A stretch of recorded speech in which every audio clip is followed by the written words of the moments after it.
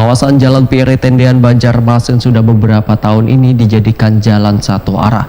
Namun adanya larangan melintas nang berlawanan dari arah nang sudah ditentukan tersebut ternyata kada dipatuhi oleh sebagian warga. Padahal tanda larangan sudah terpampang jelas di pertigaan jalan seberang masjid. Kawasan Jalan Pire Tendean Banjarmasin sudah beberapa tahun ini dijadikan jalan satu arah. Pengendara hanya boleh melintas setelah turun dari arah Jembatan Merdeka hingga menuju ke Jembatan Pasar Lama. Namun adanya larangan melintas nang berlawanan dari arah nang sudah ditentukan ternyata kada dipatuhi oleh sebagian warga.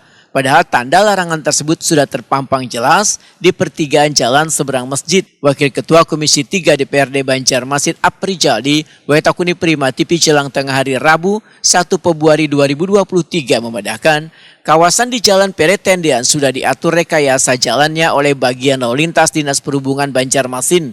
Sesuai hasil kajian, maka jalan di kawasan tersebut dijadikan satu arah. Tujuannya untuk memecah kepadatan arus lalu lintas, juga menghindari terjadinya tabrakan lantaran jalannya sempit. Politisi Partai Amanat Nasional ini meminta Dinas Perhubungan Banjarmasin untuk gencar mensosialisasikan aturan tersebut karena masih adanya sebagian warga yang menggunakan jalur menjadi dua arah.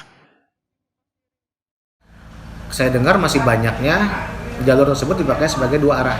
Artinya kan aturan itu sekarang tidak digubris oleh masyarakat. Nah, tidak digubris oleh masyarakat sehingga terjadi pelanggaran-pelanggaran yang dimaksud tadi. Nah, kita berharap di sini bahwa pertama ya setelah ada aturan itu kita sosialisasikan dan ini mendapatkan respon dari masyarakat berbentuk kesadaran dari masyarakat itu sendiri untuk mengikuti aturan. Nah, dalam hal ini juga Disub juga harus mengkomunikasikan ini dengan kawan-kawan di kepolisian, dalam hal ini kan di Lantas kan. Nah, bahwa kita sudah memiliki produk aturan terkait rekayasa lalu lintas. Jadi kalau ada masyarakat yang melanggar setelah kita sosialisasikan kan, masih ada masyarakat yang melanggar. Nah, ini kan menjadi ranah dari kepolisian itu sendiri untuk bisa bertindak.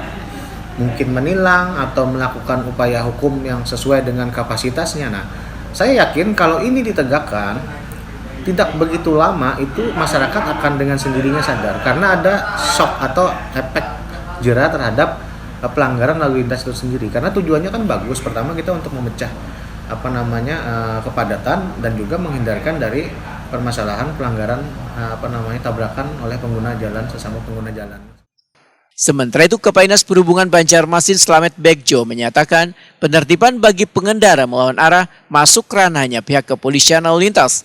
Namun Dinas Perhubungan Banjarmasin pun tetap melakukan pengawasan dengan menurunkan sejumlah petugas. Jika nantinya ada didapati pengendara yang melakukan pelanggaran dengan melawan arah akan disuruh putar balik.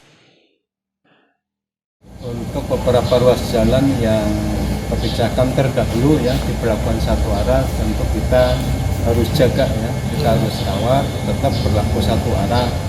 Terkait dengan masih adanya pelanggaran oleh masyarakat ya, kita selaku pelayan masyarakat tidak boleh bosan, jadi tetap harus turun ke jalan untuk memberikan teguran minimal ya, karena untuk menindak bukan juga ranah kami, tetap nanti dari teman-teman kepolisian kami wajib didampingi oleh mereka.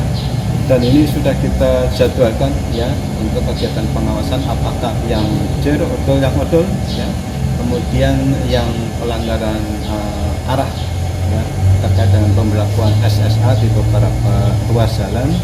Juga terkait hal-hal lain saya kira tinggal nanti kami matangkan kembali ya untuk hari H pelaksanaan terhadap kegiatan pengawasan di jalan.